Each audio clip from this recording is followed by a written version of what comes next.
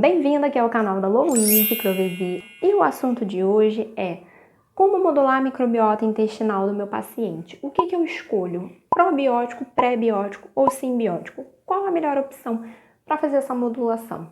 Vem comigo!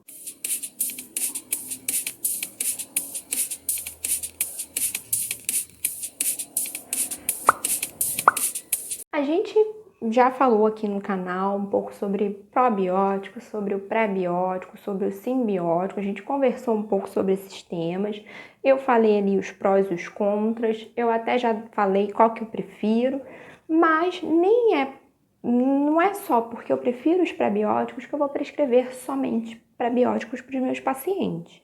Então, isso vai depender de toda uma situação ali, de toda a questão que o paciente está apresentando, dos sinais e sintomas, de como está a situação da desbiose dele, para eu poder selecionar qual item que eu vou, então, prescrever para aquele paciente. Então, as três opções são muito excelentes, né? Tanto o probiótico, quanto o pré-biótico, quanto o simbiótico, eles são muito similares, vão ter efeitos mecanismos diferentes de atuação. Então, o probiótico, por exemplo, a gente vai estar inserindo bactérias que habitam naturalmente no nosso trato gastrointestinal, mas a gente vai inserir uma bactéria ou mais de uma, aí vai depender do que você vai estar prescrevendo, da situação ali do paciente, né? O pré-biótico, a gente vai selecionar o que já existe no intestino do nosso paciente por meio desse substrato, né, que essas bactérias vão utilizar. O simbiótico, ele vai ser a junção desses dois, que pode ou não ter um efeito potencializado por estar sendo a junção dos dois, né? A gente ainda não sabe se dar os dois juntos tem um efeito muito melhor do que dar isolado, ou se o efeito seria similar.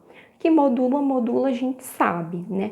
Mas infelizmente a gente tem poucos estudos, a gente tem menos investimento de estudos com simbiótico, então fica difícil da gente tentar chegar a uma conclusão se eles seriam melhores ou não do que dar isolado, do que dar separadamente. Então, como a gente pode definir o que a gente vai utilizar?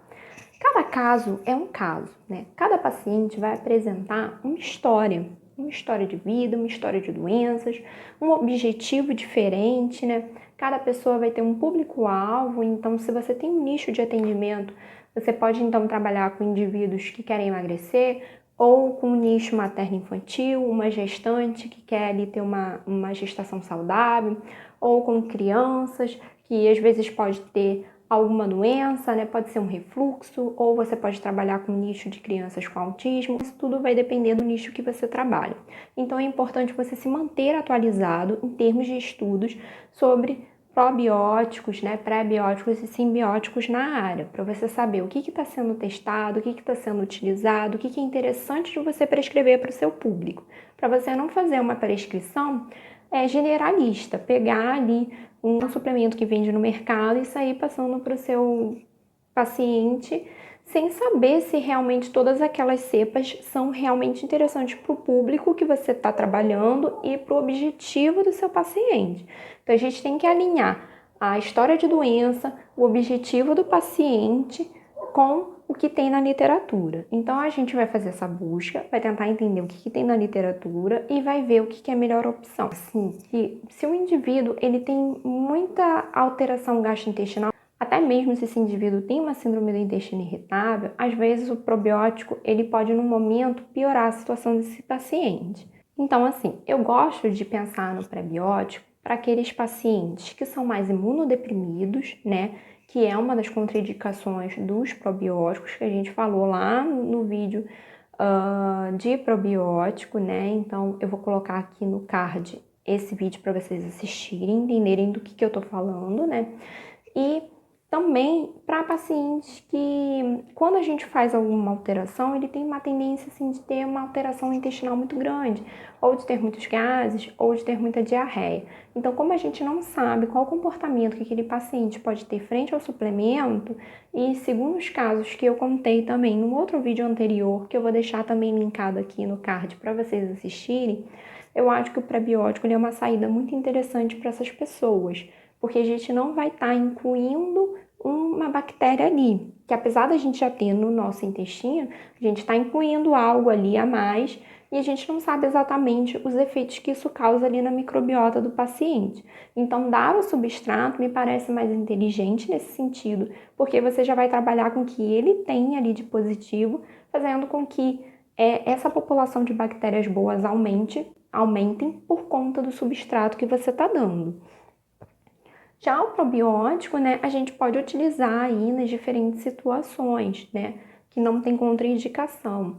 E o simbiótico também. Então, assim, a decisão é uma questão muito pessoal do que você costuma trabalhar, da experiência que você está tendo com as prescrições, com uma farmácia de manipulação, ou se você prefere utilizar produtos que tem no mercado, né? E aí, você vai definir de acordo com o que eu falei, levando em conta a história do seu paciente e o objetivo que ele tem. Então, alinhando esses dois, você consegue definir o que seria melhor para o seu paciente. Lembrando, gente, que a dieta era sempre o ponto central. O suplemento, ele é um coadjuvante e que você pode aí, de certa forma, prescrever o probiótico e modular a microbiota também via alimentação, usando fontes de probióticos alimentares, sem precisar prescrever um suplemento. Então, você também pode fazer dessa maneira, porque a gente, quando faz a modulação prescrevendo um suplemento, para ajudar, então, a equilibrar essa microbiota intestinal, a dieta ela vem associada.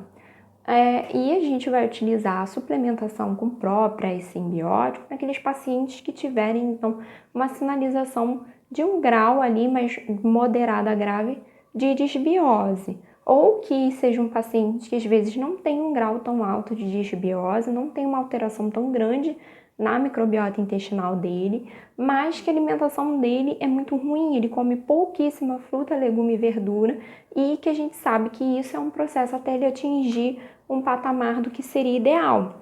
Então, a gente vai precisar entrar com a suplementação para poder ajudar a microbiota desse paciente, já que pela alimentação a gente não vai conseguir estar fazendo mudanças importantes a ponto de modulação. Então a gente tem que pesar todas essas situações para poder fazer essa definição.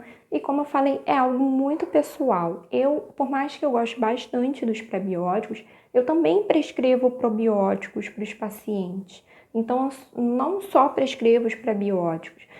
Como eu falei no vídeo dos prebióticos, eu gosto muito porque é uma opção que a gente pode trabalhar com a alimentação.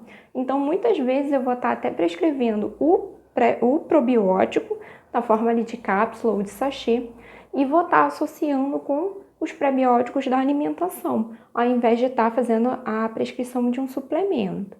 Mas a gente tem todas essas opções.